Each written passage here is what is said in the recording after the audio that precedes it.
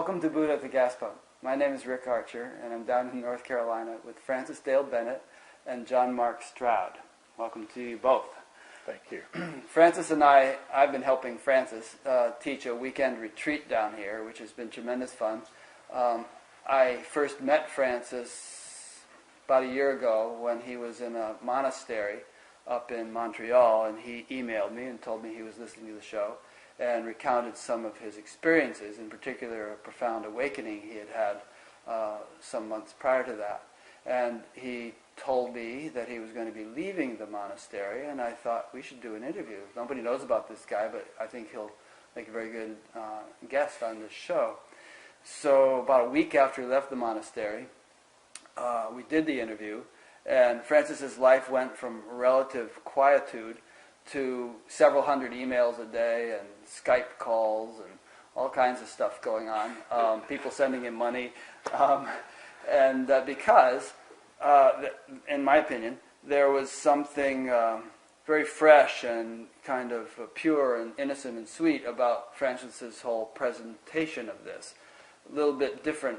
Not that all my other guests aren't pure and sweet, but there was people found it refreshing, and many people who had had a religious background and who had perhaps become disillusioned with that, or as a result of that, found kind of a fresh hope and rediscovery of some of the teachings of their religion through what Francis was saying. So that's a brief synopsis of Francis, and I encourage people to go back and watch that interview. And I'll link to it from the Batcat page of this interview. And I'll have Francis introduce himself a little bit more thoroughly in a minute for those who hadn't seen that interview and would like to know the backstory a little bit. But I would like to also first introduce my new friend John Mark, who was recommended to me by several people, who lives here in North Carolina, and who has a very interesting story to tell. And he and Francis immediately headed off when they met each other and discovered that they were really on the same wavelength in terms of Jesus Christ, although they've actually gone about their exploration of that in a little bit different way. So, John Mark, why don't you just give us as much of an introduction as you'd like to give about who you are and what your path has been and how you've come to sort of be where you are, spiritually speaking. Sure. I had little spiritual experience in my life other than my folks were Methodist missionaries, and I grew up in the Methodist church. As soon as I was 18 and out of the house, I had nothing to do with religion. I couldn't stand the born in sin, condemnation, eternal damnation. It just made no sense to me whatsoever. So I went out in the world to find my way and enjoyed great success in the world and business. But an event in my mid-20s, I was really successful in business, type A personality. I got my goal, I'm going to get it. I actually got a goal of a really high professional recognition, and I was walking off the stage, and I hit the bottom step, and in an instant, I was cast into the deepest, darkest void of despair I could not even begin to explain. It didn't last long, but I know now that it was love, God trying to say, you think all that accomplishment you've made in the world is worth something, it's meaningless. But I spent the next 15 years out in the world trying to fill that void that I had seen. Little did I know that that void was what I truly was and was the home of all that really is. But I went out in the world to try and fill it because it was always lurking in the back of my mind. Finally, by 2007, I couldn't deny it any longer. I couldn't fake it, that I was happy being successful in the world. So, like I had done everything else, I went all in my business career. When I was a pilot, and I went all in. I built my own airplane. It was just kind of the personality to go all in. So I went all in and turned towards what I had been avoiding for 15 years. And as soon as I consciously made that turn, my whole life got swept up in what I call a tidal wave of miracles and books and teachers and revelations and all kinds of things started happening. And that culminated, well, it didn't really culminate, but I began to have an inner dialogue with what I thought was the Holy Spirit, kind of from Christianity, it turned out to be actually Yeshua. Who is Jesus? Jesus, Yeshua, whatever name you want to, Yeshua, whatever. He'll answer to love, whatever we call it. So I started having this dialogue, and he guided me to his channeled teachings, beginning with the Course in Miracles, the Course of Love, the Way of Mastery, and current one that's out is I Am the Word. So I began to follow that inner voice. Okay, right now people are thinking, well, how do you know that inner voice was Yeshua or Jesus? How do you know it wasn't just your own kind of creative imagination cooking up ideas and speaking to you? Well, that's the $64,000 question. Whenever any of us start on a spiritual path, discernment of what's our egoic voice and what's the voice for love gets to be really, really important. And at first I didn't know. I had those same suspicions. I'm making this up. Yeah, and could there be an egoic voice that's kind of superficial and a deeper voice which is not egoic but which is nonetheless generated from you as opposed to some higher being? Yeah, a very expansive egoic attempt to impersonate love. Yeah. So it was like any other relationship we have in the world. It started out light. It wasn't that there was a lot of trust there, because I had those doubts. But the deeper I went, the more I trusted that voice. It was always loving. It was never condemning. It was always peaceful. And it always made sure I had a choice. It never told me I had to do anything. Well, I knew pretty soon that wasn't the voice that I was used to in my own mind, because my mind was judgmental, it was condemning, it was demanding, it was insistent. So the gentleness of it was what first started to recognize within my own being the contrast between my egoic identity and what he was trying to help me learn. Okay, and not to be too obstinate and hard-nosed, but how do we know that this wasn't just sort of a subtler, gentler, kinder stratum of your own personality or your own consciousness, as opposed to some more universal, cosmic being like Yeshua would be? Well, I don't know. Okay. And you can be as obstinate as you like. I don't mind at all. A lot of times I'll ask questions that probably aren't my questions because I give people the benefit of the doubt, but I like to anticipate questions people might have, so they're not sitting there frustrating saying, I wish he would ask this, Sure. Yeah. Well, I think it was Peter, was it St. Peter that said, test the Spirit? Mm-hmm. So, I had this open, St. Paul, thanks. I had this open dialogue, and I didn't have any problem expressing my doubt. It's not like that voice, if it were authentic, didn't know the doubt was there already. And what he shared with me was, I didn't have to take it on blind faith. Mm-hmm. That I could just follow that voice and follow that intuition, and I would come to know the truth for myself. And when I began to follow that intuition, that voice, with things in my life, they started to go very differently. Where I would want to discipline my children harshly, that would be a more loving message in a different way than what I would do it. And I started to give that the benefit of the doubt, and the more I followed it, the more things were working out. I was finding myself at greater peace. Mm-hmm. So I went ever deeper and followed that voice and followed that voice and followed that voice and followed that voice. And as the trust grew, my openness to hear a deeper message also began to reveal itself. Because any inner guide that we're working with, where you can call it your higher self, your Antaryyaman, whatever, mm-hmm. Our mind has to be open enough and trust enough to be willing to hear what we don't necessarily want to hear. Mm-hmm. And that's when the relationship got much deeper and much more authentic, when I was willing to have him share with me what I didn't want to hear. When we got past coddling the ego, because the ego would then just turn away from it and dismiss it all as hallucination and move on. So, following that advice, following the Course in Miracles, I was guided on a trip to India. I began to have some real mystical experiences. And I was so green to spirituality, I didn't have a clue what was happening. Turns out that ignorance contributed to the bliss, because I wasn't evaluating, I wasn't trying to measure where I was on this illusionary awakening scale. I was just kind of present. I had beginner's mind. Mm-hmm. and those experiences continue to reveal and to reveal and reveal even greater. And as those begin to expand your consciousness, you know the little tiny body mind that you thought you were couldn't never even dream up that kind of stuff. So all that culminated with two experiences in India, happened about a week apart, which were I think Francis has described his, as just a moment of knowing you're the infinite.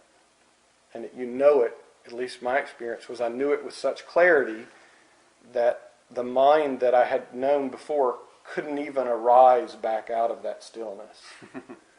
I mean, you could almost sense that it was making some tiny effort, but it just never got enough momentum to kind of get up.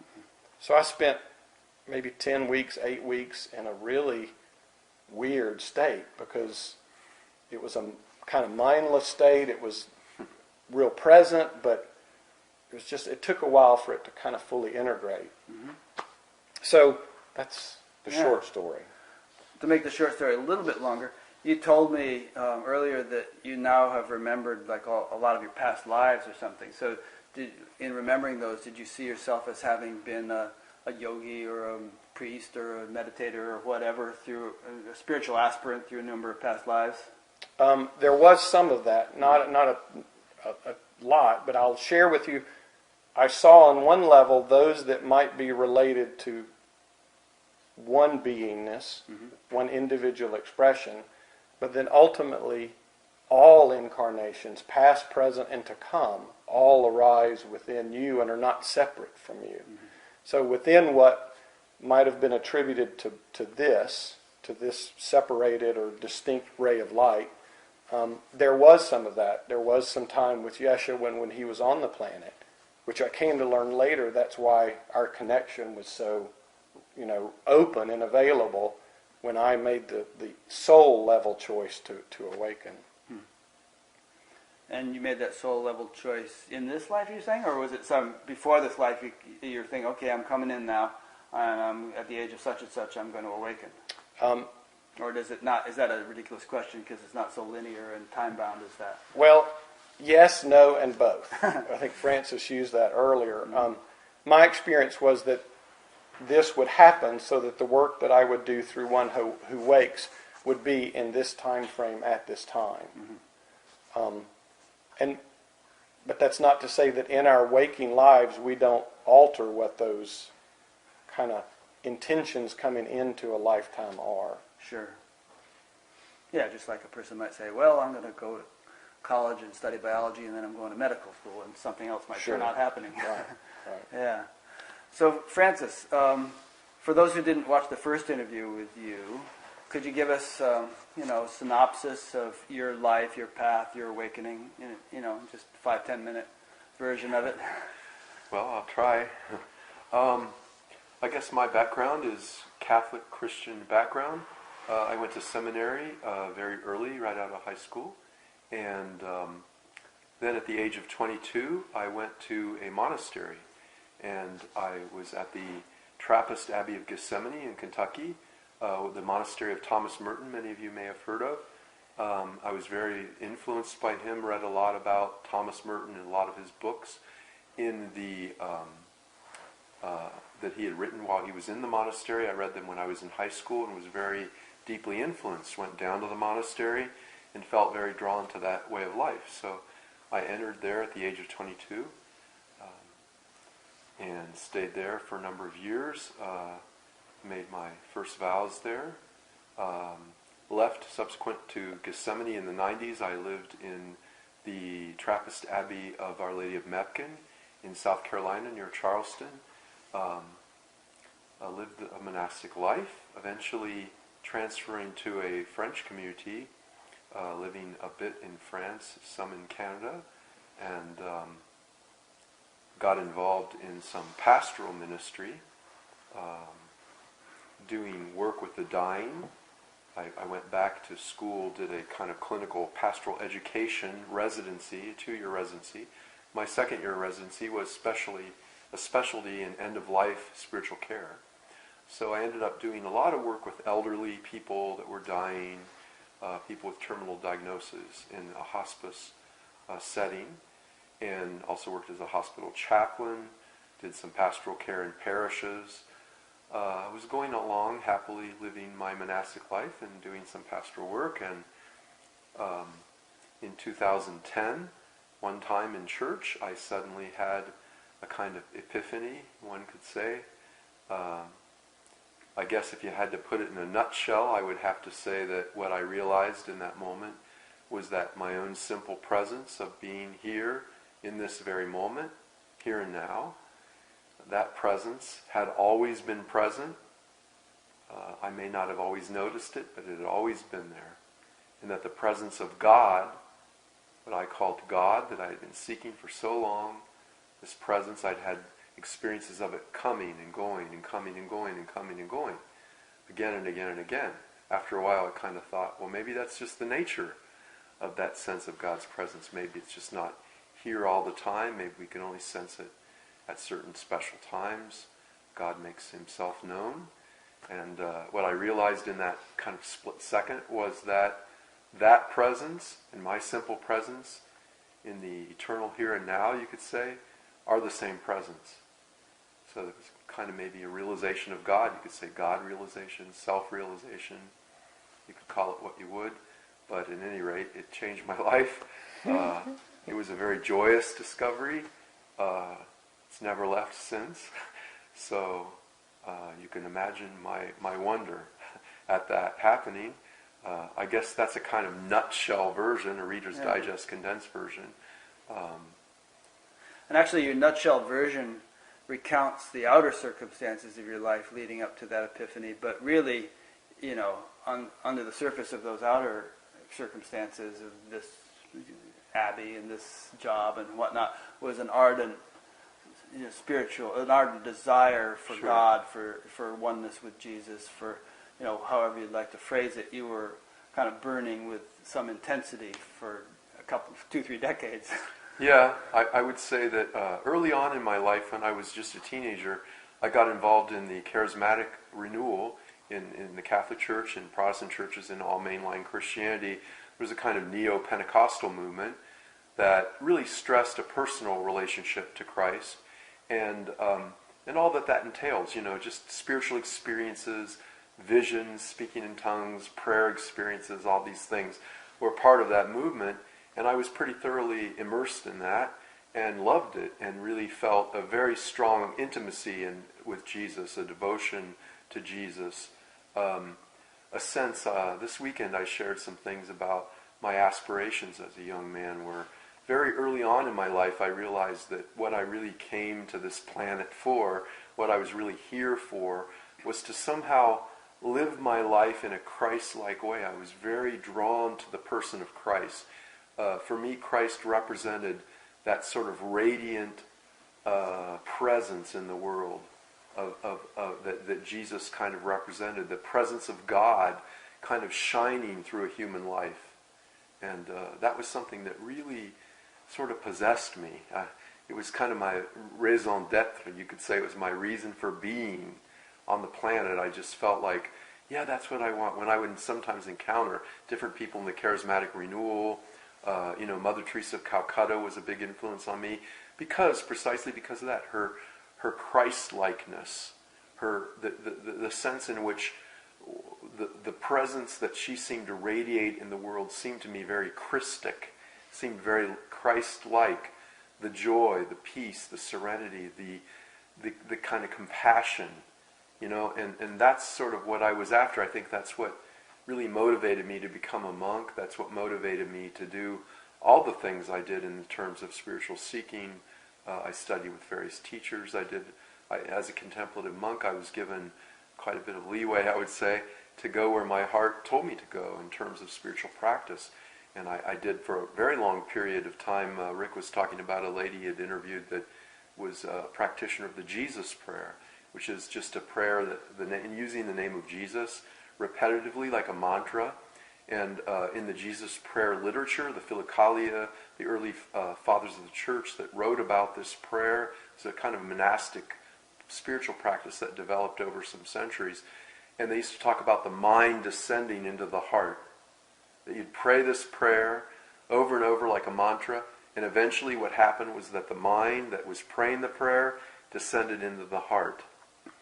And then the person's heart awakened in this Christ presence. And there was kind of a sense of Christ being present in the heart.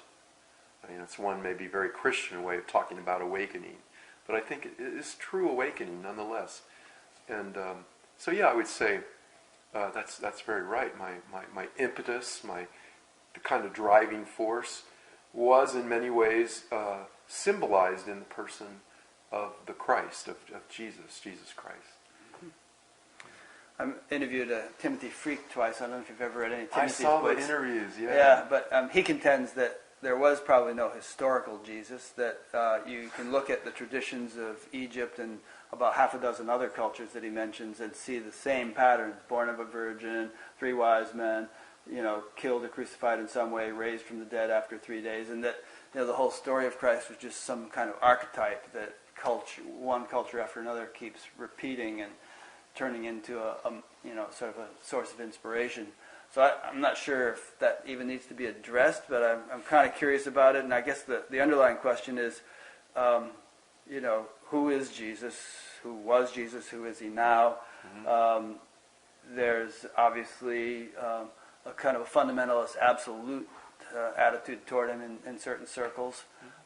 When fundamentalists call me on the phone, I start talking about astronomy to them and begin to discuss how many inhabited planets there probably are in the universe, and is he on tour, and does he spend 33 years on the sun, and if he does, how could the universe only be 6,000 years old, because there's a lot of planets, and they usually hang up on me after a while. But what do you guys say? I mean, do you give any credence at all? How would you respond to Timothy, and what is your personal sense of Jesus on an experiential level and also as an historical person?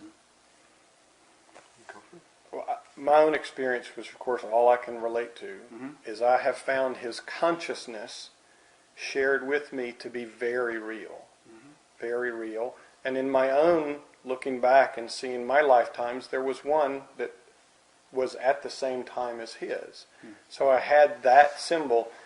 Is it real? Is it illusion? Is it dream? Does it matter? I mean, it really doesn't matter. If Jesus is a helpful symbol and tool for anyone to connect deeper into their own self, great. If they don't believe it, there are 1,000 other ways to find the truth. Mm-hmm. How about you, Francis? Well, I mean, I think in modern theology these days, in Christian circles, in the mainline denominations, certainly the Catholic Church, there's a lot of talk about the historical Jesus.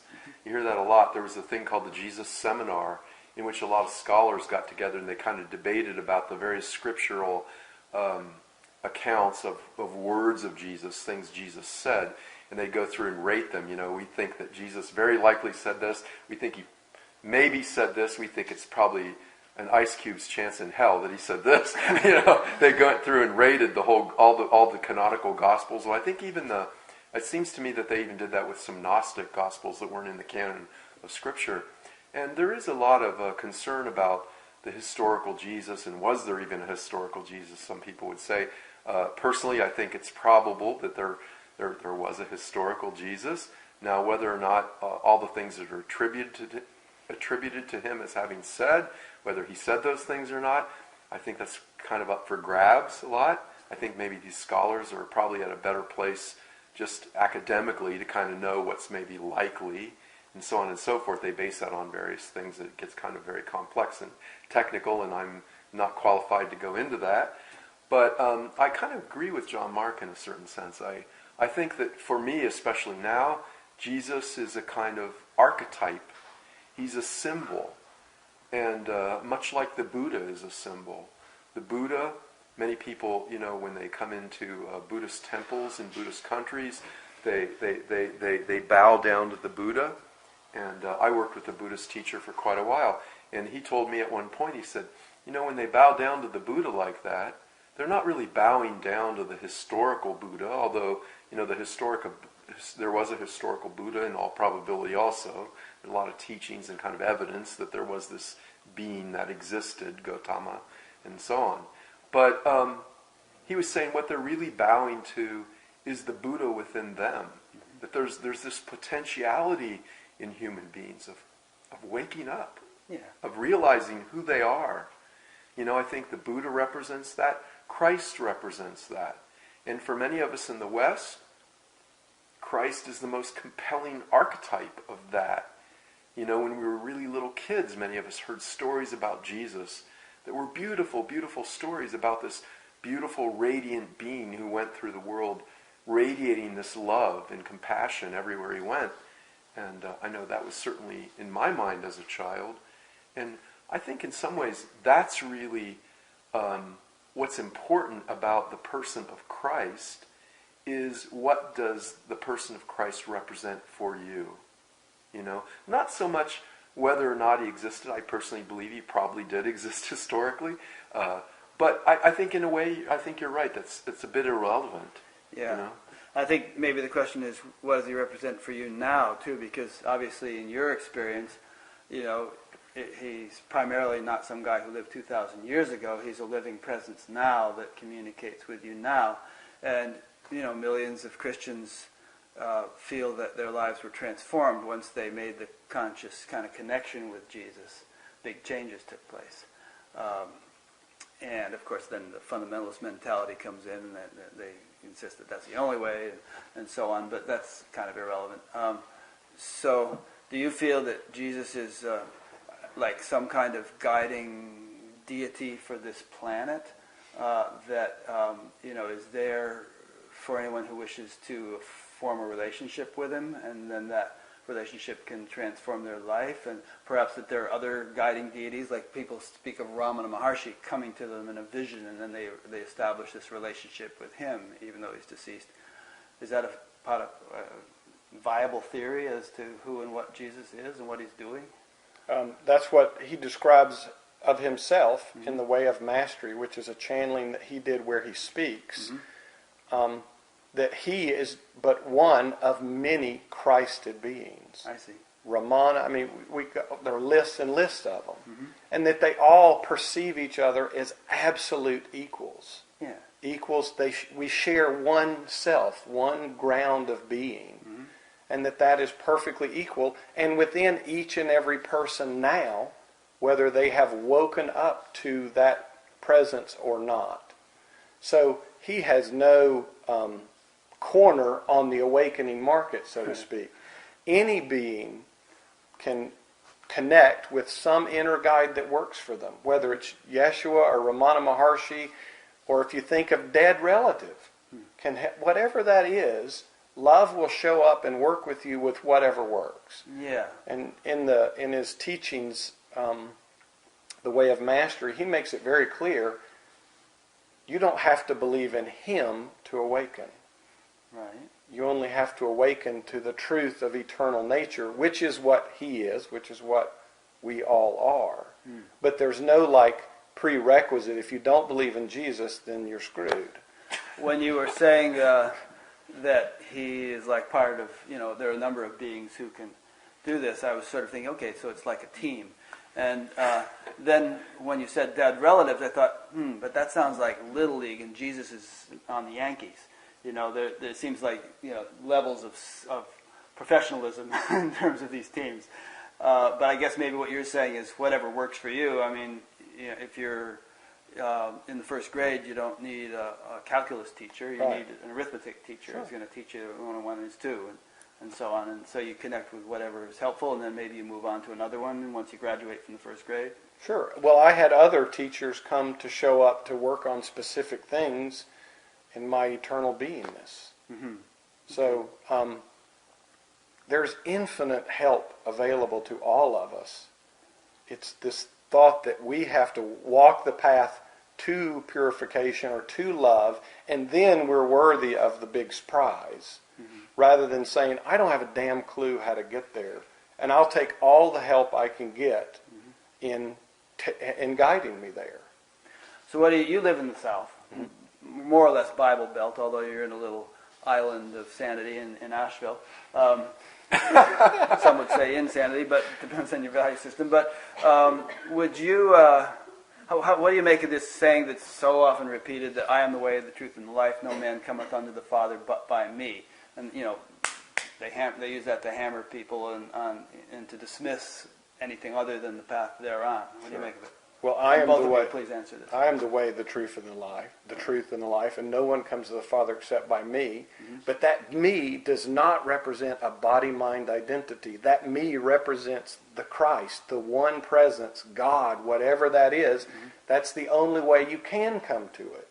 It's interesting. We have to transcend our little idea of me in order to wake up to that one that is the way, the truth, and the life. So when he said that, he wasn't referring to himself as a body. Right. He was referring to himself as the one God consciousness, which Francis talked about his own awakening. You wake up that there is no difference. Mm-hmm. So it was not by no means him saying, look, I'm special and I'm the anointer. It was saying, I am the one just like you. Because he went on in that gospel to say, you are the life, the truth, and the way. And you'd concur with that, I'm sure. Yeah, I would concur with that. And my sense of the Scripture now is a lot different than my sense of the Scripture when I was studying in seminary and so on, in monastic formation and all that. Because now my understanding of the Scripture is in the light of a kind of awakened heart that looks at it differently. And often I find that when I have a scripture like that maybe seems troublesome on one level, I can just change one little word and the whole thing takes on a different meaning. And with that particular scripture, I've actually thought about it, and I would, instead of I am the way, the truth, and the life, no one comes to the Father but by me, I would say the I am is the way, the truth, and the life. No one comes to the Father but by the I am. And the I am is the I am in me, the I am in you. So I am the way. The I am within me is the way, the truth, and the light. And the I am within you is the way, the truth, and the light.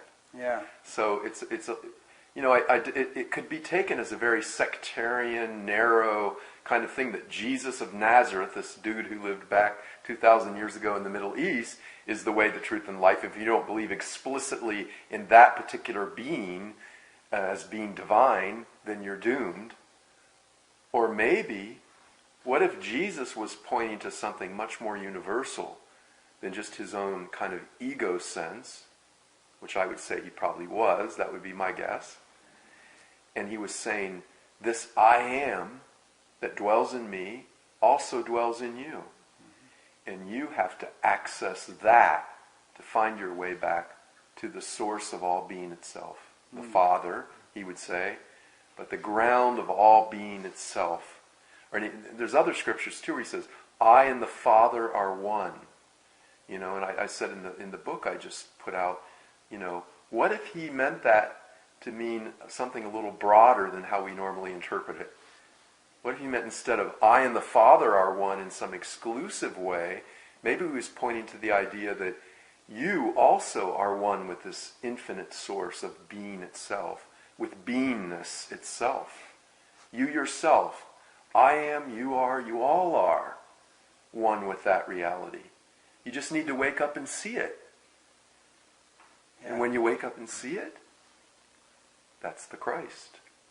That's the Christ not 2,000 years ago off in the Middle East.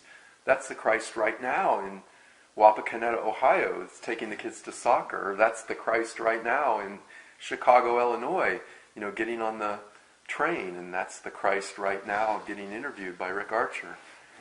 By the Christ, no less. By the Christ. The Christ interviewing Christ. Yeah. But there's an important distinction I'd like to make. It's easy within the context of the world to bash fundamentalists. Mm-hmm. Jesus was simply referring to his sense of identification, that was the whole. Mm-hmm. When those teachings go out and body minds hear I, they can't hear that's what he meant. They can only attribute it to a body because that's what they believe they are. That's the extent of the extent of their sense of existence. Mm-hmm. So the interpretation in that way is often treated very harshly. I kind of look at it as like a 100-story building. Mm-hmm. If you're on the first floor, your view is of a brick wall. Right. If you're on the 50th floor, it's this beautiful panorama. Neither one is wrong. Yeah. The first floor can't see what the 50th can. Mm-hmm. It's just as right.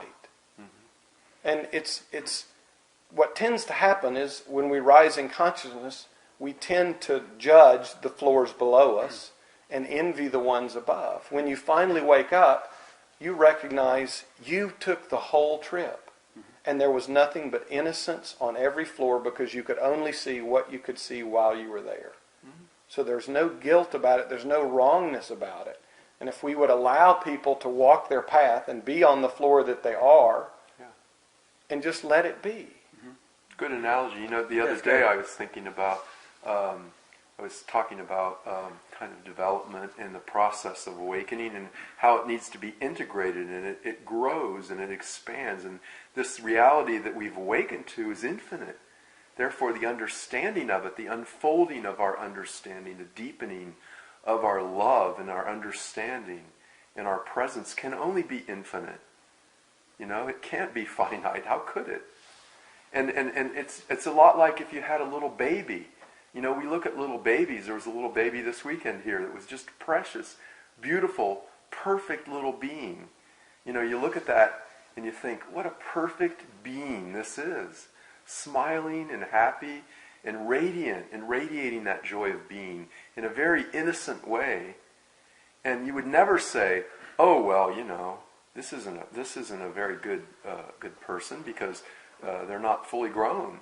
And they can't talk, and you know, you have to feed them and change diapers. They can't even go to the bathroom by themselves. You know, far from perfect. No, we don't look at it that way. We see that baby and we say, that is a perfect baby. You know, now if that baby looks like that 30 years from now and you still have to change your diapers and do all those things, well, you know, there'd be something a little off, wouldn't there? Maybe take her to the doctor. She hasn't grown much. There must be something wrong.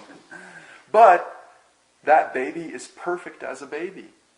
And it's the same with us spiritually as we grow, as we develop. There is a growth, there is a development.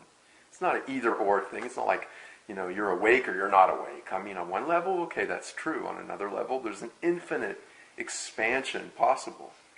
And each level, like you say, with your analogy, each level is perfect as it is. You know?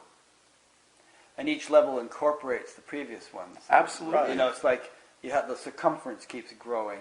Yeah. And, you know, you can say to the person on the first floor, the second floor, the 10th floor, yeah, I see what you mean. You're totally right.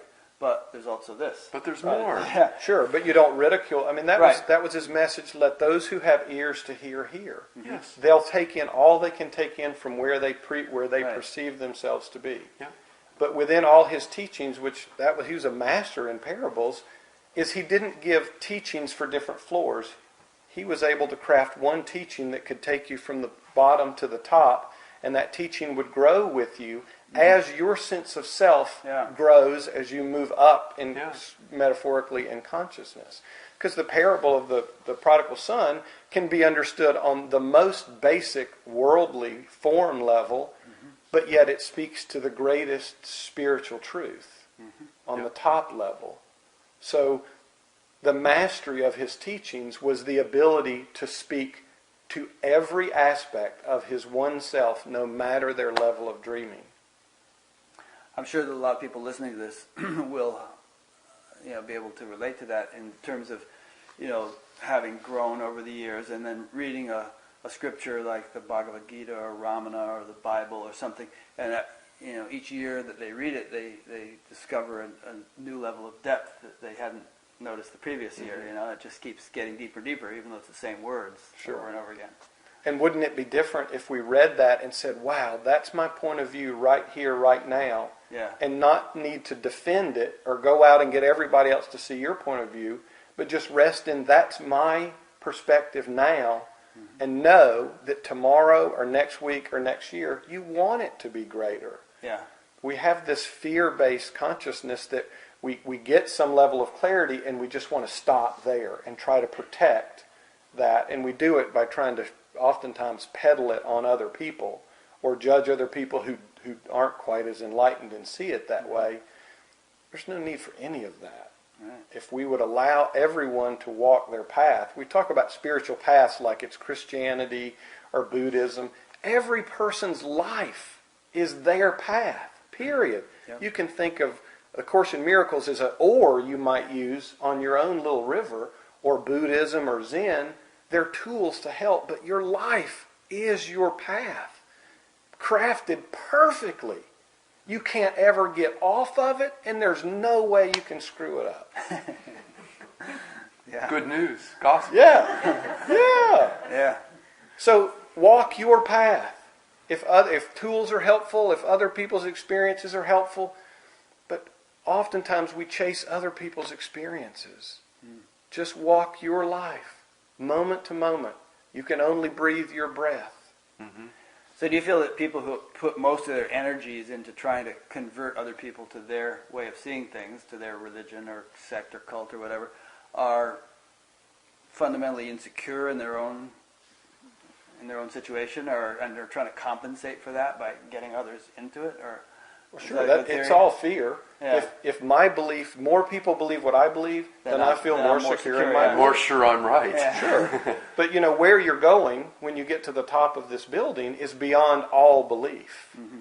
So no longer do you need to defend any or say one's right and one's wrong. Mm-hmm. Pure awareness is allowing all of them. And yet, Francis and I can both tell you, we went through levels of belief on our way to realization. You end up throwing all those beliefs over your shoulder. They only can point you at their best expression. They can only point to the truth. But the mind fears not knowing itself through thought and belief, because that's the only way the mind can know itself, is through thought and belief. Well, and like I shared today in our little gathering, that it's not really a matter of really even knowing yourself. Like we talk a lot about knowing who you really are and all that. Well, what I've discovered is what it really means to know who I really am is it means that I don't know who I am. That who I am is a complete open space of awareness. Who I am is just open consciousness. And who I am on another level is love.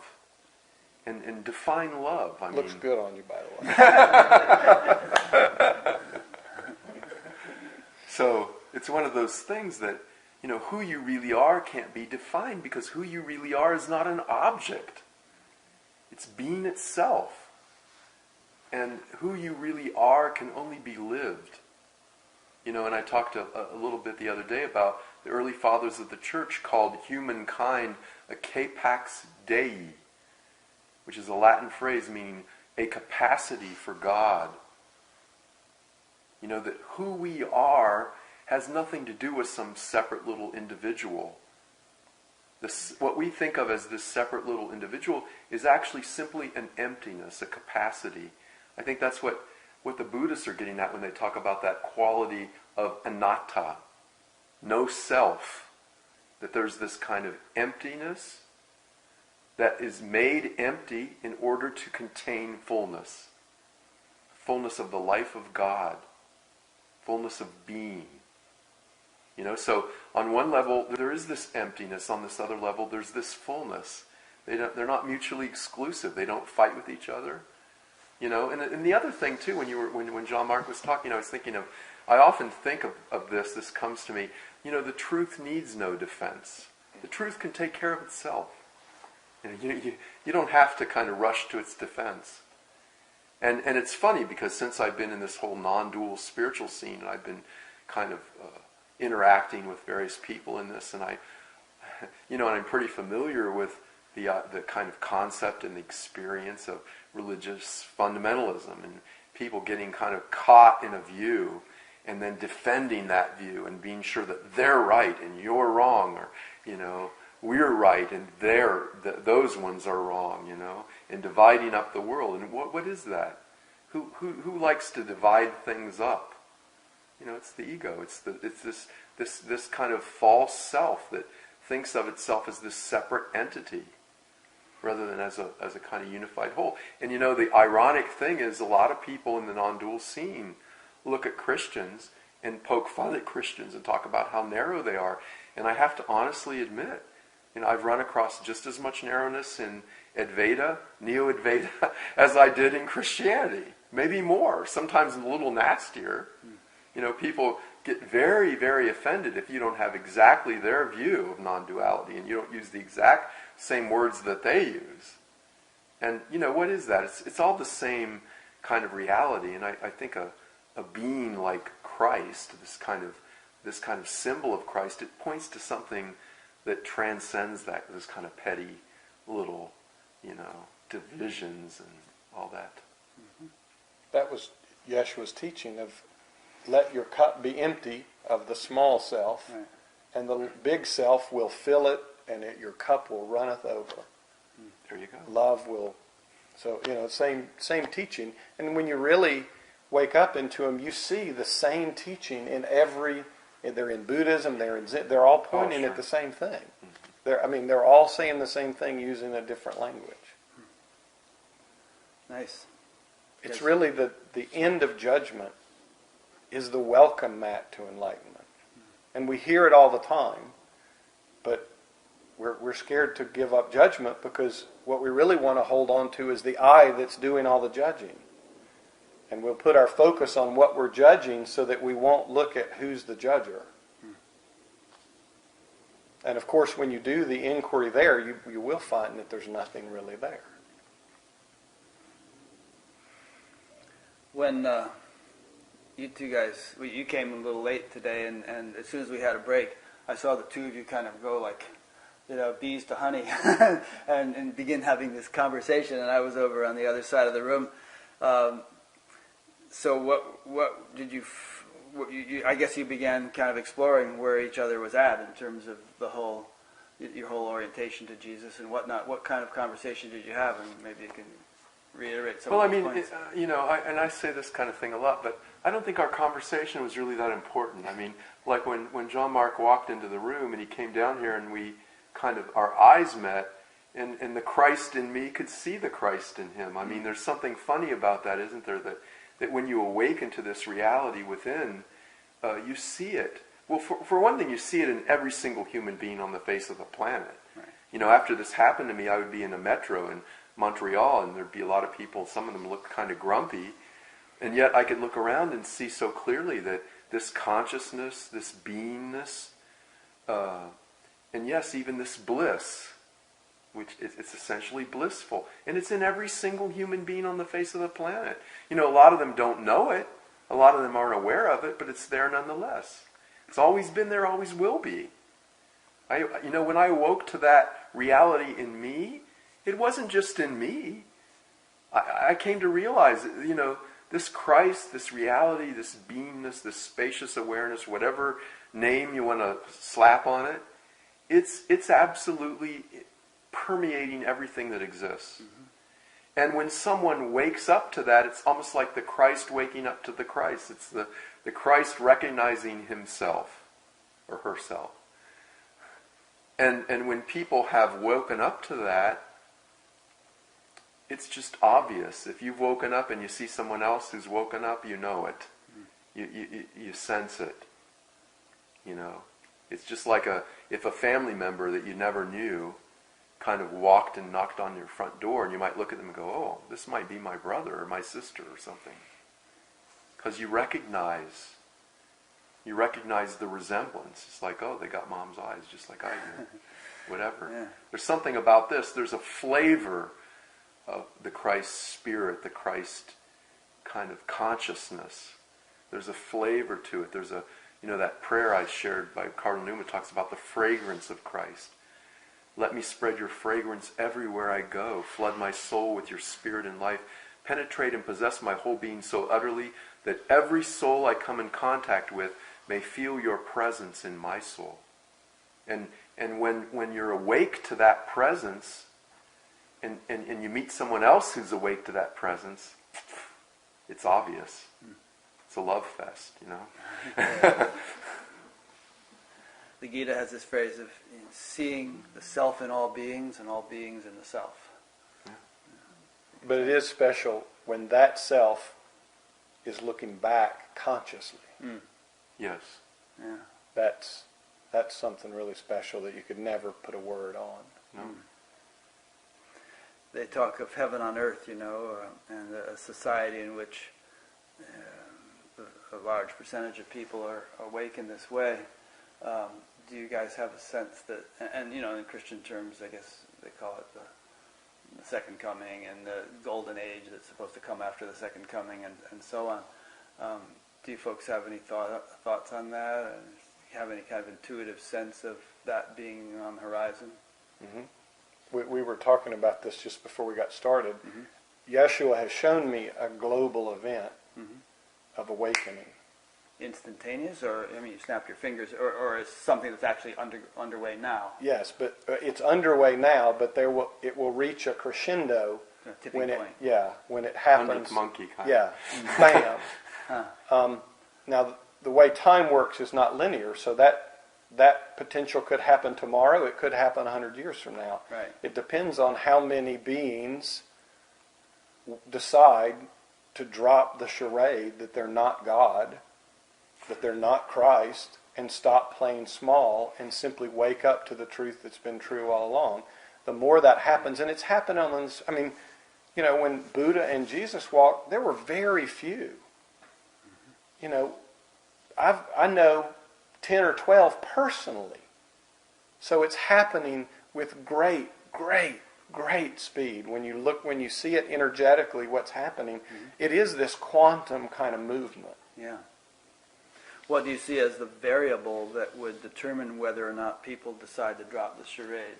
Because in a way, when you say that, it makes it sound like people are really being obstinate, that they could drop it, but they're not dropping it. And, it seems like everyone would want to drop it if they knew of the possibility. So, what's the handle or the fulcrum that could enable a much more mass dropping of the charade? Well, fear is the fulcrum. They're scared. Mm-hmm. And this, people being able to see that it's normal people and that it's right here. Well. And I've been rooming with Francis for the last couple of days. It's not high and mighty. It's not white roby. Right. Tacitly, every person in this room and every person that will see it, something inside them goes, well, why not me? Yeah. Why not now?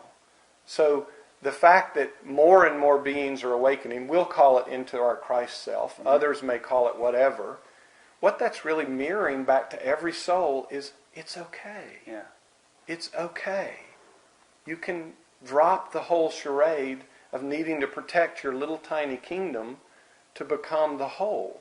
You give up really nothing, but when that nothing that you thought was you is everything you think there is, it can be really frightening. I experienced a great deal of fear at the loss of that.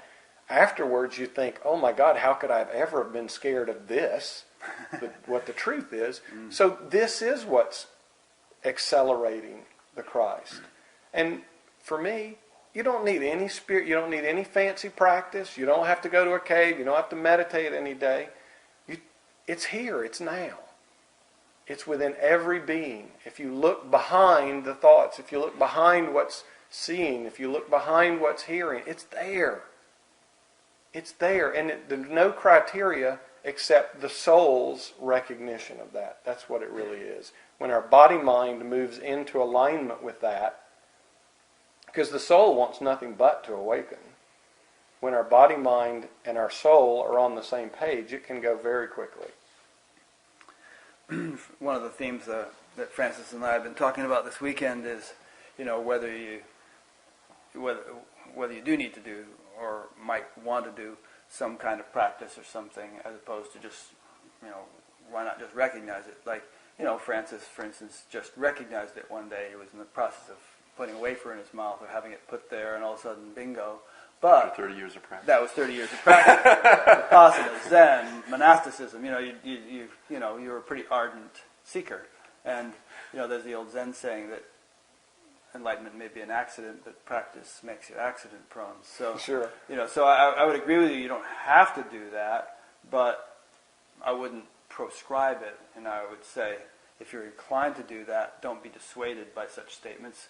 Do what seems to work for you, and it could be conducive to your awakening. And I had practices too, but we don't make the practice the purpose. Right.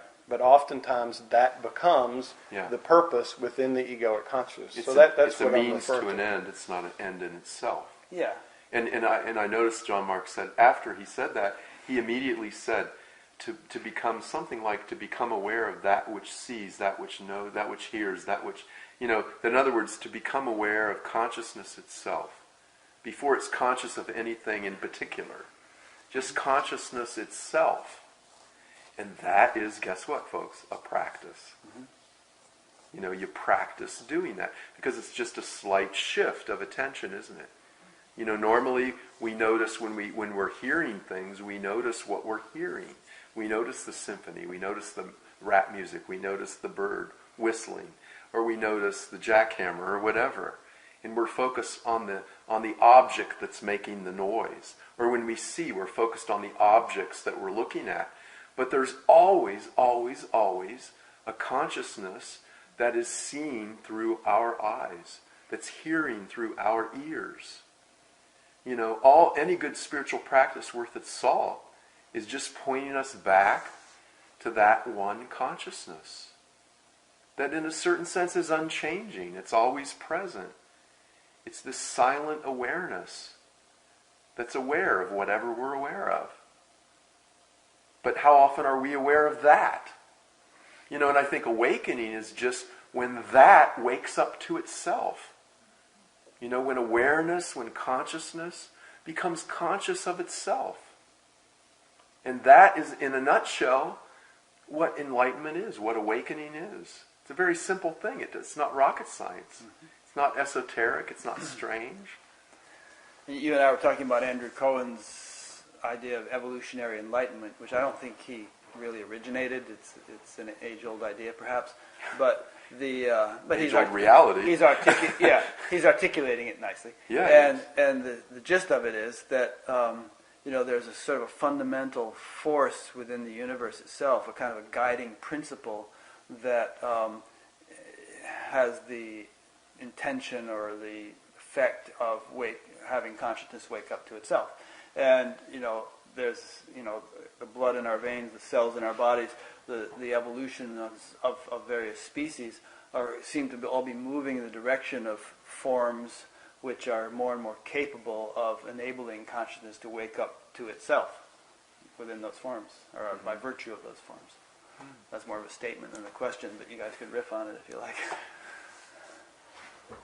Well, despite, I don't know about that theory, I've never really heard it, but the truth's been true the whole time. Yeah. From Big Bang onwards. Yeah. And I think Andrew Cohen would be perfectly willing to admit that he did not invent it. Yeah. The idea excites him, so he talks about it. Yeah, and he's good at it. I like what he's saying. Yeah. Well, I'll share with you one of the things Jeshue told me when I was walking my path. He said, all the love that will ever be exists right now. Why not open and welcome all of it? There won't be more 2 years from now when you think, you'll be happier or anything else. There wasn't less of it at the Big Bang, It's all right here, right now. How open can you be to all that is now? And drink it in. Do you find that your capacity for openness nonetheless continues to expand or deepen, though? Paradoxically, that's the whole thing. It's unchanging and unchangeable, but yet its revelation is beautifully ongoing. And you just know that will never end. Right. Never end. And that's the excitement of it. Mm-hmm. Life really starts at awakening. That's when you really start opening. And then the mystery of love takes great delight, in my experience, in revealing itself to you in ever deeper ways. Yeah. Because God has really nothing to hide. It's everything to give. We've just been fearful of God's will. We think it's, do I take this job or I take that job? We think God's will is all kind of stuff other than this full inheritance, the fullness of what God is, infinite creative power, infinite awareness, that currently is expressing itself in a mind-boggling number of ways just within this room. And we're fearful to wake up into that because we think we're going to lose something. Well, and we're fearful also because it's unknown, isn't it? And that's the very nature of it. Like I say, when you know who you are, knowing who you really are is having no idea who you are. And not needing to know. And not needing to know, and being comfortable and being willing to rest in that openness. Because that openness is precisely who you are. And that openness is constantly manifesting in wonderful, creative, awesome new ways. And that does seem to be the nature of the Absolute, doesn't it? That it kind of manifests in all these forms we see. All these millions and trillions of forms. I mean, anymore, a lot of people in the whole Advaita scene, and they're like, oh, that's all nothing, Somebody says it's just a speck of dust. It doesn't matter. It's nothing to it.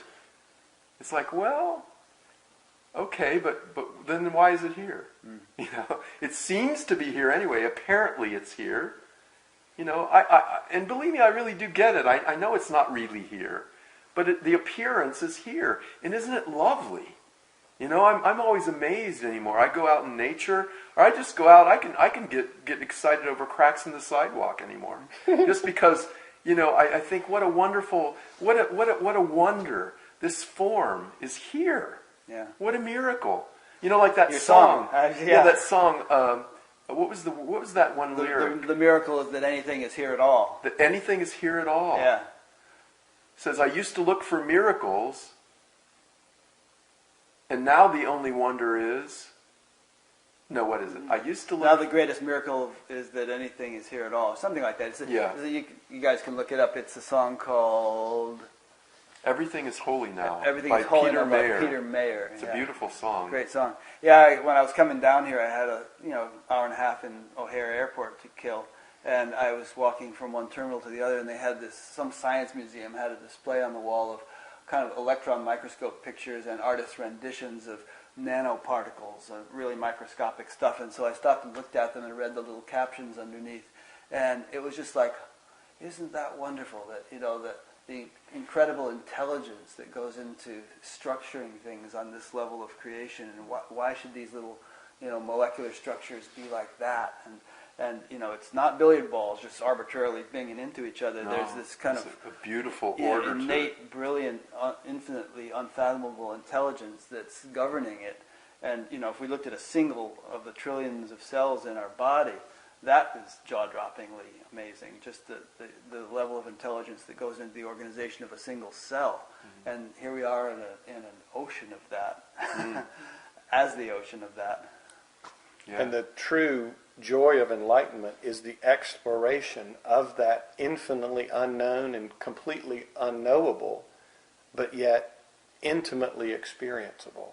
Exploration. And that's the innocence of a child that Jeshue spoke about. Mm-hmm. Well, and it's funny because Jesus says in the canonical Gospels, Jesus talks about become as a little child. Right. And when you wake up, it's a little child. Yeah, it's fun. Yeah, I feel like I'm 5 most of the time. Yeah, they're fascinated with everything. They're crawling around, putting everything in their mouth. Exactly. Yeah, the little baby we had here today was getting to this point where she discovered her toes. Yeah. And how fascinating. And they were going to her mouth, and it was like she was feeling them and doing all kinds of things with them. And that is the way it is when you're awake, because you realize the wonder, the awesomeness of everything. Mm. And part of it is, I don't know what this is. I remember when the day I woke up in the church and I looked down at that Eucharist in my hand, and I was like, gosh, I've studied this for years. And it wasn't even a thought. It wasn't even in words, but there was just a look of just like, what is this? What is everything? What is life? What is, it wasn't even a thought. It was just the wonder of that, of looking at things with the innocent eyes of a child that, I don't know what all this is, but boy, it sure is cool. Marshy and it's absolutely benevolent and innocent, all of it. Yeah. Marshy gave this beautiful lecture one time, Marshy Mahesh Yogi, where he talked about how if there were a man who, really appreciated the paintings of a particular artist and just, was fascinated, totally loved them, and just adored the paintings, on and on. And then eventually it would come to the artist's attention. I have an admirer in some of this guy. And the admirer wouldn't have to go and seek out the artist. The artist would come to him when he discovered that there was someone who appreciated his paintings that deeply. Nice. And the analogy was meant to illustrate that once awakening has happened, post-awakening, the kind of awakening you guys are talking about, then appreciation really begins to deepen and become more enriched and deeper and deeper and deeper, to the point where, it's so deep that God ends up revealing himself in much greater richness than... Oh, yeah. Yeah. Ways that'll just blow you away.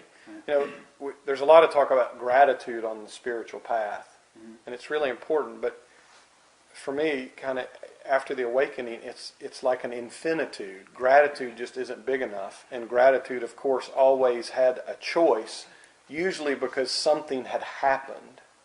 I'm grateful Whereas for this this and that. resting in infinitude is just a causeless Joy. joy, and it's really this open invitation that the soul's just kind of wide open and wanting God to just have its way with you. Come, give me all of yourself, and it's I can't even. There's no way to put words on how intimate that void of nothing is.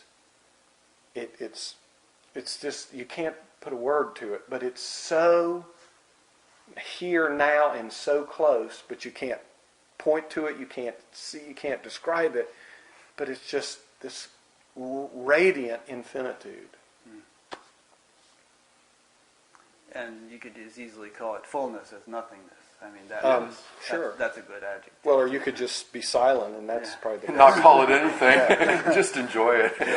That's kind of what I'm tending to more and more. There's just the silence. As soon as you call it anything, you get into trouble.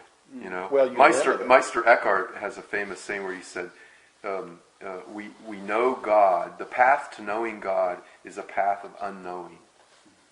That, there's more, and this is the kind of on the strand of Christian mysticism, it's called the apophatic path, the path of darkness to the intellect, where we can say more what God isn't than what God is. That we can't really, in a positive sense, say what God is. And that's the Buddha, The Buddha was certainly pointing to this infinite, absolute reality. People say the Buddha was an atheist. It's like, well, maybe on some level you could say that, but I think the Buddha's pointing to this awakened awareness that all the saints and sages of all the religions have been pointing to for so many years. But he said very precious little about it in any kind of affirmative way. Not because he didn't believe in it or whatever. And in one sense, it doesn't matter if you believe in it or not. The point isn't to believe in it. The point is to be that. To live in that reality. And that's what the Buddha was pointing to. So he'd say maybe what it wasn't. And in a certain sense, that's much safer, isn't it? Yeah, that's the neti-neti thing. The neti-neti. Right. In John of the Cross, nada. Right. It's that same thing. You can't really say what it is. You can only be and experience what it is. Even experience isn't a good word, but for lack of a better word, it's a direct seeing. It's a direct knowing. It's not like an object that you can describe and take measurements on and say what color it is, and that's not the nature of what we're talking about here. And that's part of the wisdom of the Buddha in not giving it too much description. Yeah. If you describe it too much, there'll be a mind out there that says, "Ooh, I know exactly what that is," and that mind will rest in the concept and won't go any further. Sounds familiar, huh? I think that is a big weakness of the whole Neo-Advaitic scene. So many of us have said in words what we think it is, or how we describe it, or maybe even how we experience it. But the weakness in that is that then people form concepts, and then they get attached to the concept, and then they might even have a very amazing, sort of compelling intellectual grasp of the concept and mistake it for the reality. And in my opinion, I say a lot lately, that kind of basic mistaken thing of taking concepts to be reality, that's the basic human dysfunction. Mm-hmm. That's what we call Maya, or illusion, or original sin, or whatever you want to call it. It's that we human beings go around, we form all these concepts in the head, and then we take the concepts to be reality. And the concepts are just words about reality at best. They might be words about unreality even. But even words about reality are not reality. They're just the words. That's why when a lot of these Vedic people on Facebook and things get all upset about words and start wrangling and arguing about words, and you should use this word and not that word, it's ridiculous. It is ridiculous. Because words are words. Words just, maybe at best, words point poorly. At best. Yeah. At worst, they point very miserably. So why get upset about words? Words don't get it anyway, frankly. Not ultimately.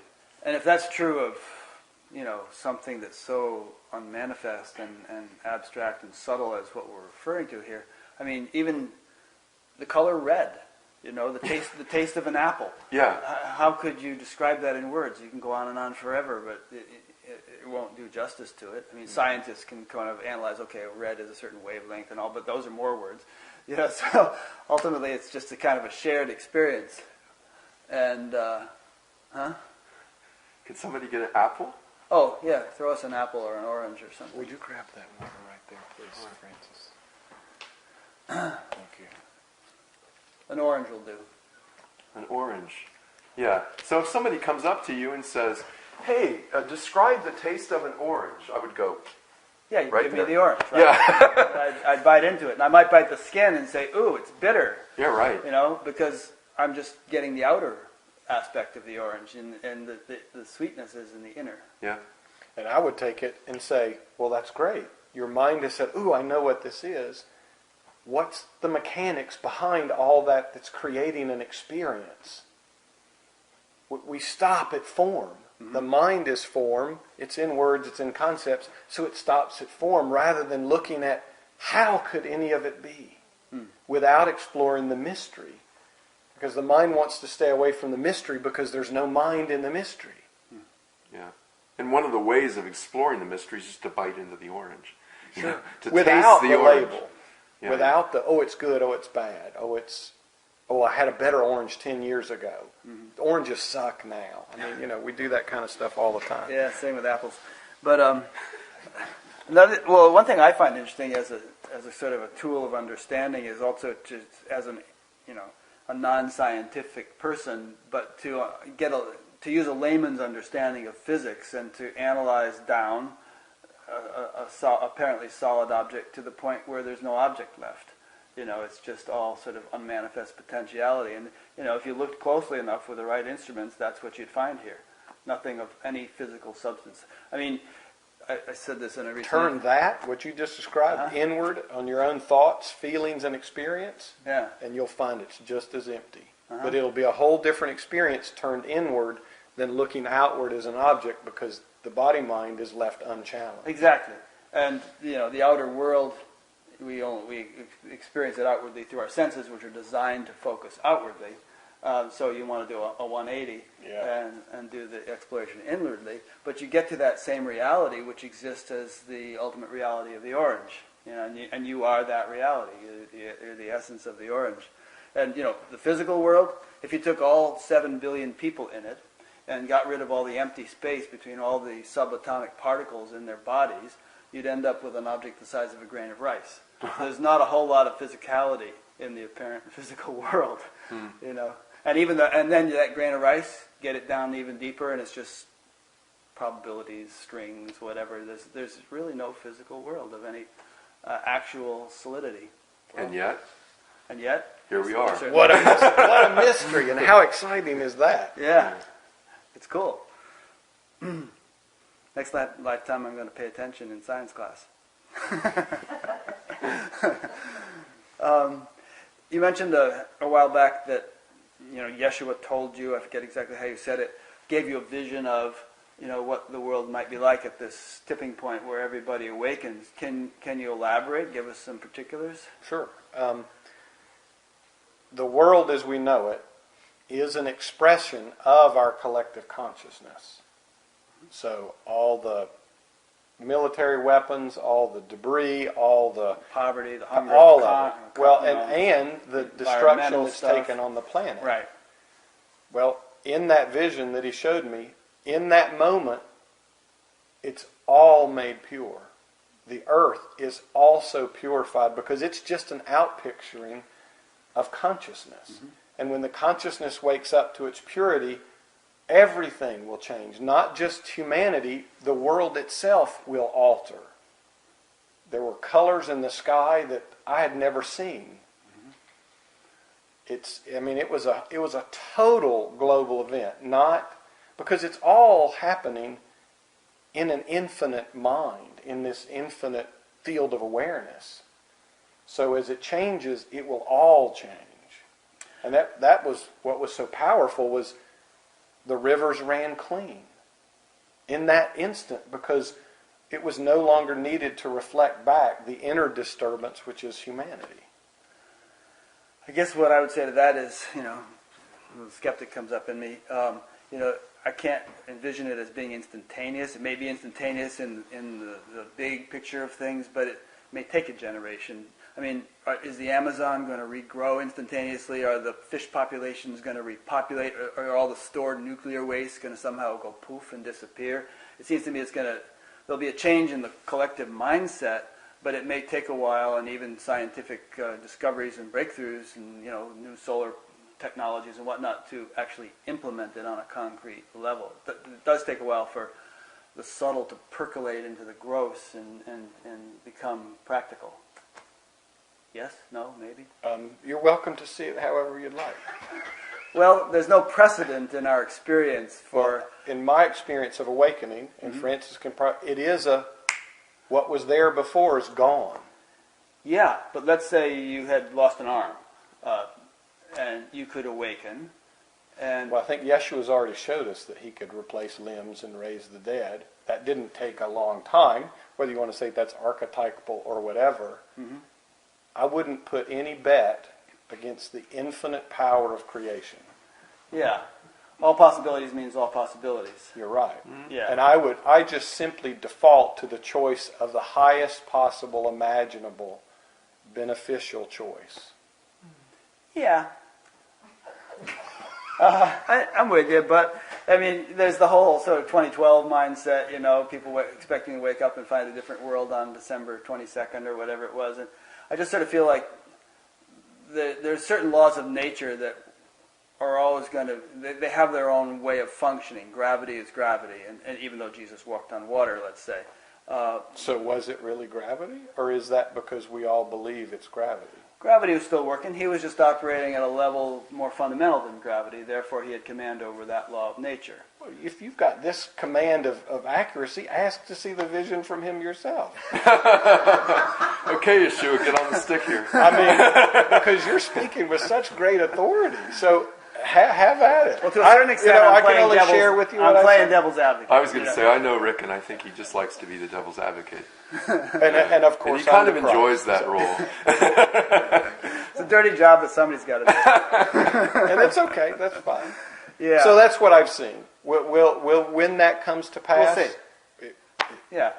And again, even if it took a generation for the rainforest to be restored and the nuclear waste to be properly disposed of, and the oceans to repopulate, and and the temperature to drop again, it is like, what's a generation? It's the blink of the eye.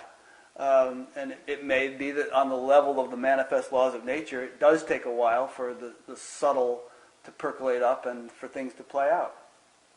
Could be, yes? Stay tuned. Okay.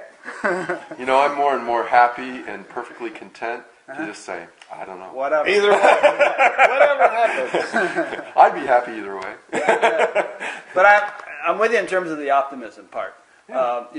Even if it doesn't happen in my lifetime, I'm optimistic. This lifetime. And it doesn't matter what I think, but since I'm interviewing you guys, I do think or feel that the subtle is more powerful than the gross, and spiritual awakening is the ultimate in subtle phenomenon, and it's proliferating, and this proliferation can't help but result in a very powerful shift on the grosser, more powerful levels of life, and it's already happening, I think. Changes we're seeing in society, societal attitudes and other sorts of things are shifting. Even regular people on the news are saying, "Wow, the things are changing so fast." Republicans are coming out for gay marriage, whatever, and so that could accelerate, and who knows how greatly it could accelerate, and how much change we could see within our lifetime. Look how much has happened in the past 100 years. Yeah. Well, I've had my own direct physical miraculous healing, and have seen them such that nothing is beyond possibilities as far as love goes. Anita Morjani, she was in a coma, 70 pounds, full of lemon-sized tumors. She's checking out, with an hour or two to live. She came back from a near-death experience. The tumors went away. She's healthy and happy and strong. So what's the difference between one body and all the cosmically and the earth is just another body? Yeah, touche. Good point. Very good point. There's a concept that is called realized eschatology. Eschatology is the study kind of the end times. Realized is what you think it means, realized, actually actualized. And there's this theological concept that the second coming of Christ, what we talk about as the second coming of Christ, is actually a realized eschatology. And there was a little group, a sect, that I found very interesting when I was a monk at one point, early in my monastic life. We had a little Shaker village that was near Gethsemane called Pleasant Hill. And I went over there and was so struck. I'm an artist in some ways, and I saw all this beautiful architecture, the beautiful simplicity of the lines, the furniture, and the religious sect that started in the 1700s in England and then came over to the United States and was around up until the 1940s or 50s with some numbers. It was called the Shakers, and a lot of people know about Shaker furniture and so on. And the Shakers, their name was given them by the world because they shook with emotion in their meetings, so they called them Shakers. Could have been Kundalini. Yeah. Well, it was, and Christians would say the Holy Spirit. Yeah. So the Shakers were shakers to the world because they shook. But their actual official name was the United Society of Believers in Christ's Second Appearing. Mm-hmm. And what the revelation the foundress of the Shakers, Mother Ann Lee, got was that one day she woke up to the Christ within her. She had this sense of, I am the Christ. Christ lives in me. Christ lives through me. I am the Christ. So Christ came again in me, of all people. And then she shared that with other people, and they had the realization. Mm-hmm. Christ came again in them. And so this is a realized eschatology. The idea is that the second coming of Christ is not some cataclysmic event that happens at the end of time when Jesus touches down on the Mount of Olives, it splits in two, and then Armageddon comes about, and 7 years of tribulation and rapture and so on and so forth. That's a kind of a sort of literal sort of interpretation of it. But this concept of the second coming of Christ being a realized eschatology, a realized eschaton, is that when a person, an individual, what we think of as an individual person, wakes up to the reality of the Christ within them, Christ comes again. And then if another person catches that and wakes up to the Christ in them, Christ comes again. And that there's a trickle-down effect, and that the coming of Christ happens that way. And that it's actually a kind of corporate, sort of collective, wonderful unfolding that never ends, kind of. But, think of the ramifications of that in the areas of like social justice, peace, the environment, financial stuff, questions, all those things. I know just the results of that awakening to the Christ within in my own individual life, the fruit that's come from that's beautiful. And I see that in other people. Imagine if everyone in the whole world, little by little, was waking up in this same way. What a wonderful kind of unfolding that might be, It's a beautiful idea. What you both just said has really actually shifted my perspective a lot. What you said about Anita Murjani's healing also, it almost seems like devoid of the spirit, devoid of, being or whatever we want to call it, matter is very rigid and intractable, and things don't change easily. But infused with that, change can, in previously unchangeable things can happen quite radically. Yeah. And in health and on every level. Yeah, every level. loaves and fishes. I mean, all kinds of things are possible. Yeah. Yeah. Sure, because from the infinite point of view, what's the difference between the body or the earth? Yeah. Or creating a universe or a solar system? Yeah. I mean, I can't imagine God breaks a sweat because one's harder than the other. And if physicality is really as non-physical as I was just saying 10 minutes It's ago. consciousness, Yeah. it's thought. It's just thought all of God, so to speak. probabilities appearing to manifest as something solid. Poof, the solidity could just take a new form. Sure. Well, really, collective consciousness in humanity has a threshold that says things beyond this limit aren't possible. So they don't express. Right. 100 years ago, it was impossible to think you could talk to someone on the other side of the planet. Now we're all carrying around a cell phone. Yeah. I mean, if you look within what is the nature of how consciousness, the symbols in the world of how that is expressing back to its unified nature, meaning there is no separation. If you look on the timeline, it's happening incredibly quickly. Just look at Facebook. It went from nothing to a billion people in like a year and a half or something. And if you look on there, you're seeing their thoughts. There's collective consciousness. And of course, the internet is really the mind of God. I mean, can you imagine 100 years ago somebody saying, well, I could just ask a question and the answer would appear? Yeah. Sounds like magic. Well, so, yeah, I wouldn't underestimate. Not always the right answer, though, folks. Yeah. That appears. True. But my point is, the growth is quickly outpacing our human limitations, sure. which are trying to tamp it down. Right. Well, I read something recently where it said, just exponentially the development of technology and so on is more in the last 100 years than it's been for like 1,000 years previous to that. Yeah. That the speed of it has speeded up so fast that nobody 100 years ago could have ever in their wildest dreams imagined. It would be like a Confederate Yankee in King Arthur's court or something. Yeah. This person from the future going back to the past and having the ability to do all these things, and it just amazes everyone. So if it's speeded up that much in the last 100 years, how much may it speed up in the next 100 years?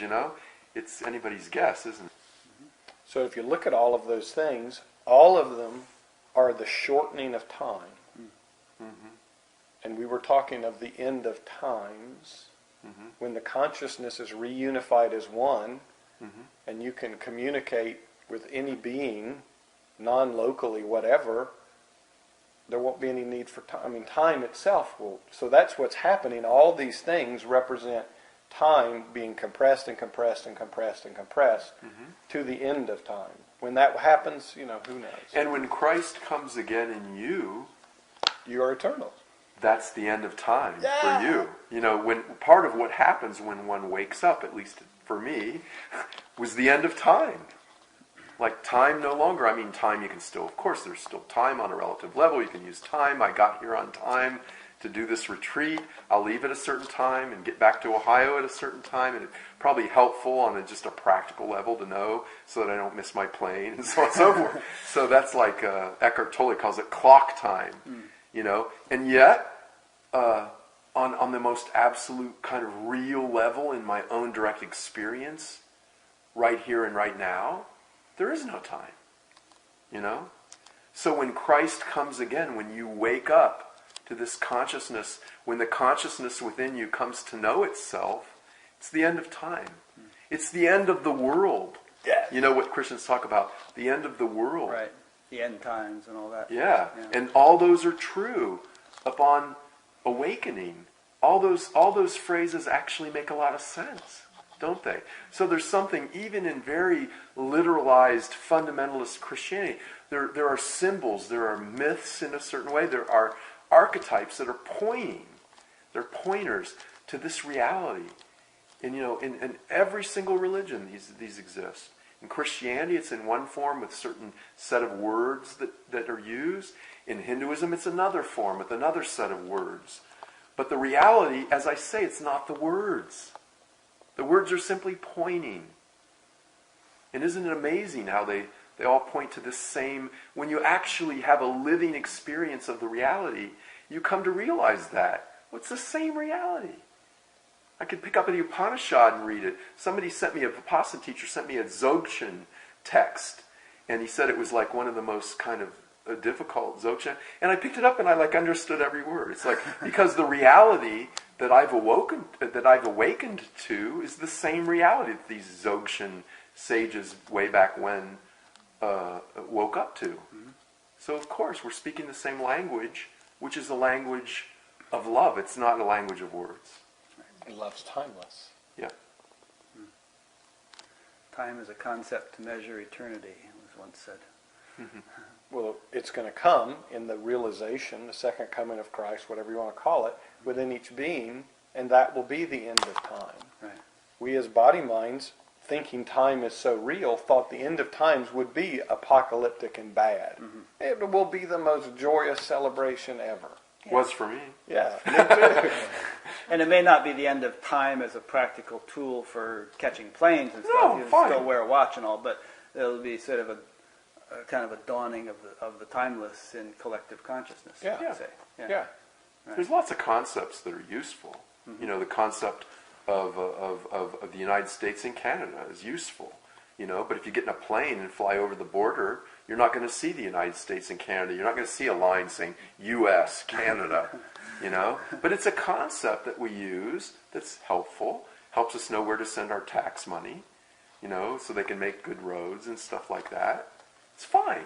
But the problem is we just take it so literally and so seriously. Mm. And we think that's reality. Again, it's the basic human dysfunction. We're taking a bunch of concepts and we're thinking the concepts are real. And they're real as concepts, but they're not reality with a capital R. But what if the reality we think we are experiencing is an expression of the reality that is held in collective human consciousness? And when that reality within changes, the reality it must reflect outside differently. Surely. I would say that that's the only way it's going to change outside. If it changes in the kind of collective consciousness within. Yeah, peace will come one enlightenment, one awakening at a time, not through negotiations of any governments or family reunions burying the hatchet. Yeah. It will come through individual awakening. I was participating in what we call the World Peace Project and the TM movement back in the 70s, and I spent 3 months in Iran, and we had a group of a couple hundred guys doing long meditation programs, hours and hours a day in the middle of Tehran, and there were similar groups in Israel, South Africa, which was going through the apartheid struggles, and Central America, where Nicaragua was having its revolution and all that, and and scientists who admittedly had a sort of a bias in terms of using this as a PR tool, but nonetheless looked at the whole thing quite carefully and all sorts of societal trends and crime rates and death rates from wars and all that stuff, and really found a very statistically significant correlation between the arrival of these groups in these areas and their stay there and then their departure again. You know, big fluctuations in death rates due to war and crime rates and other kinds of measures, even economic measures. We had a group of 8,000 at one point for several weeks in the winter of, 1980 or something, and there was big changes in society that could be measured during that period. So, the attempt was to demonstrate that just a change in consciousness in enough people and the sort of the super radiance effect of all those people together as a group, as opposed to scattered all over the place, could ripple out through the instrumentality of the underlying field of consciousness and create an enlivenment in the entire society, entire culture that could be measurable. And that's notwithstanding the power of God. I believe it's by virtue of the power of God. Sure, but my point is, all of that on the level of form is infinitely small compared to the absolute. And right. That power is, I've seen it's it. Absolute. Yeah. And so you're saying? I'm saying that that's where the change will come as we wake up not to bodies, but to that one self. Yeah.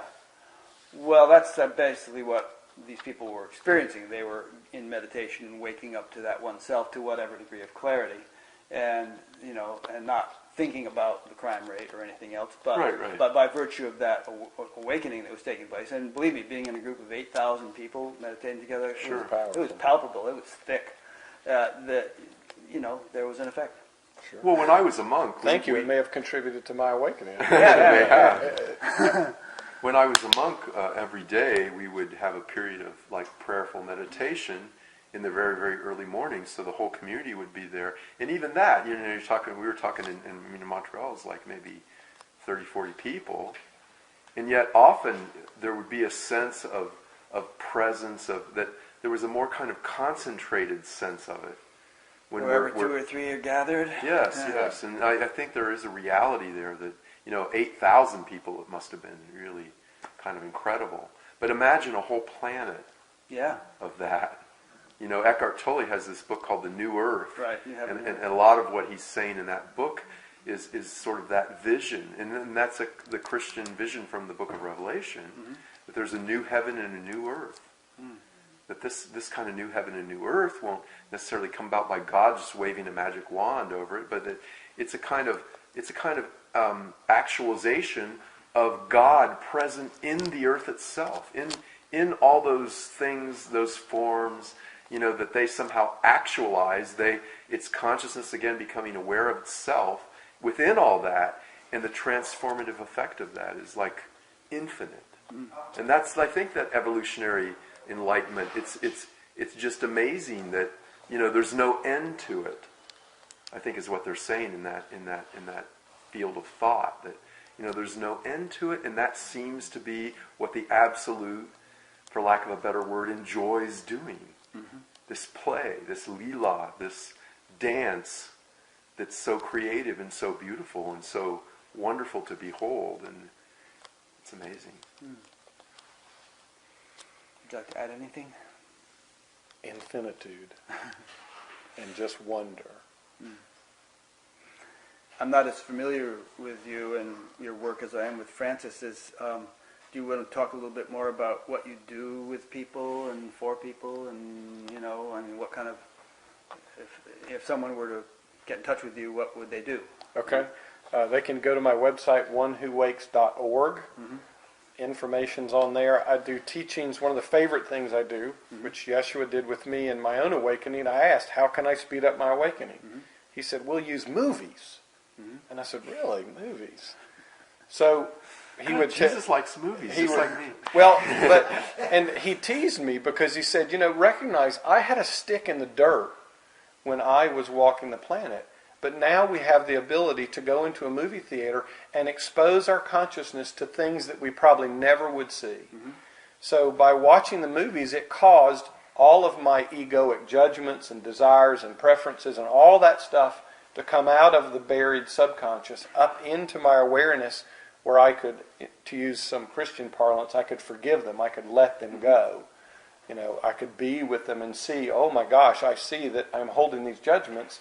And it's not really about the judgments, it's about me wanting to be the one holding judgments. So you started watching a bunch of movies? We watched over 100 movies together. Who's we? Me and Jesus. Oh. So we Does he like popcorn?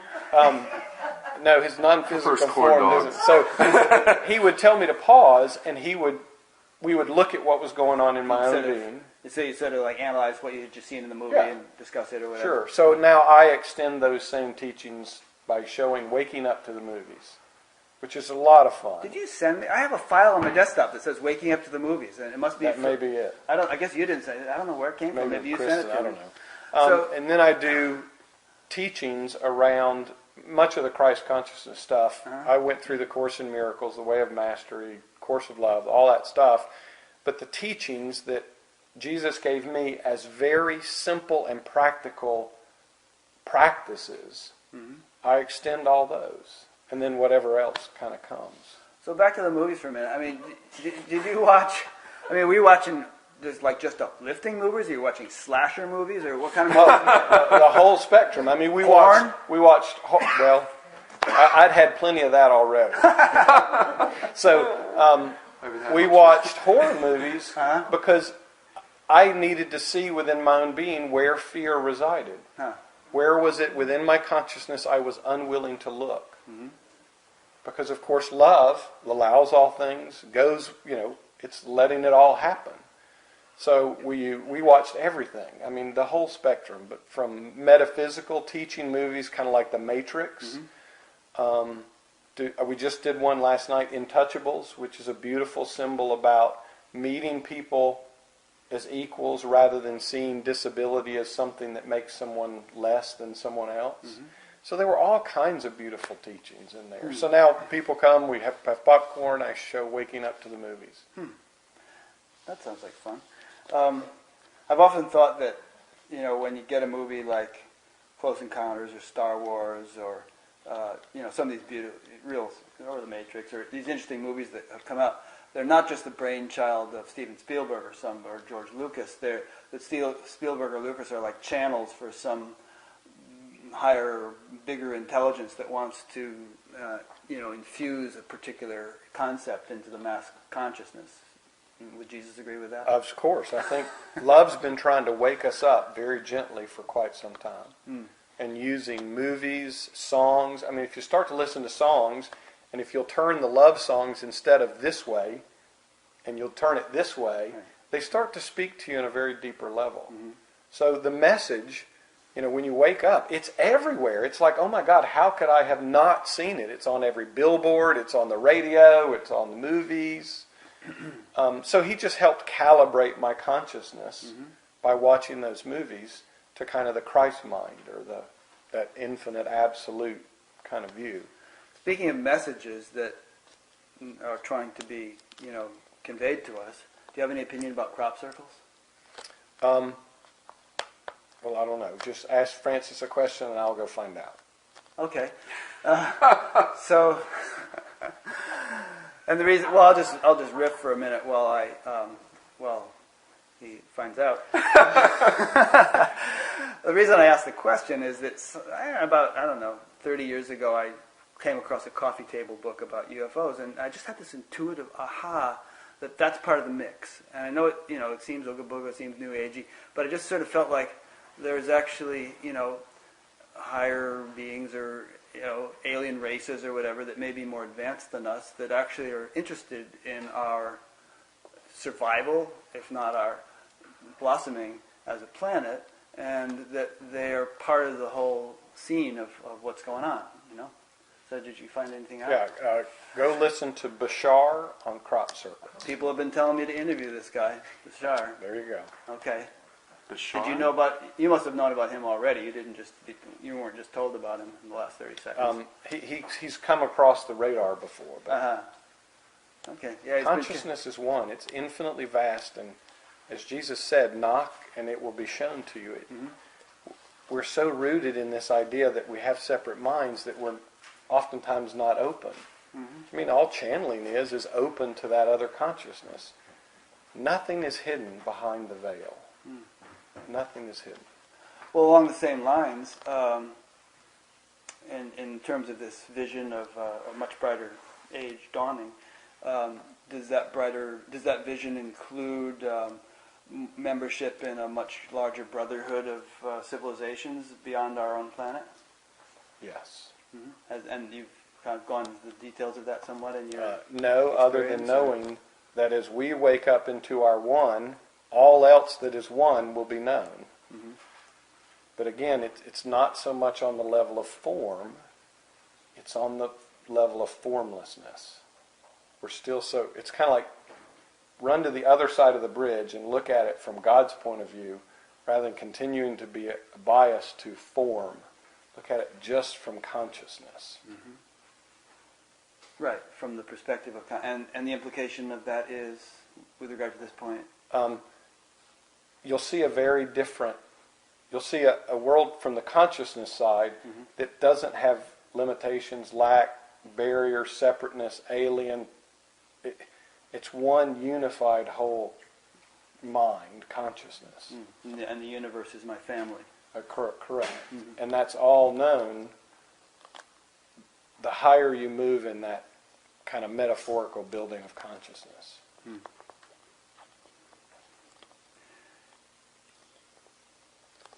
I could keep coming up with questions. I mean, they keep percolating. It never stops. Francis, would you like to say anything? Not Okay. particularly. Not at this moment. I would.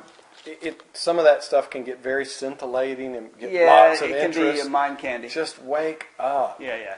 That's the Yeah, I'd say that. Wake up. Wake up, everybody. Wake up. It all is going to be revealed. Mm-hmm. Just wake up first. Yeah. And if anything, if that adds an incentive to drop all your concepts and beliefs and self-identification of having your own one separate mind and to open to the whole, then maybe that's more incentive to drop your self-identification or, get on about waking up. I asked John Mark about what people would do if they were to get in touch with him. How about you, Francis? Well, I have a website now that's very fresh and new. It's only been up a couple of weeks. It's called www.findinggraceatthecenter.com.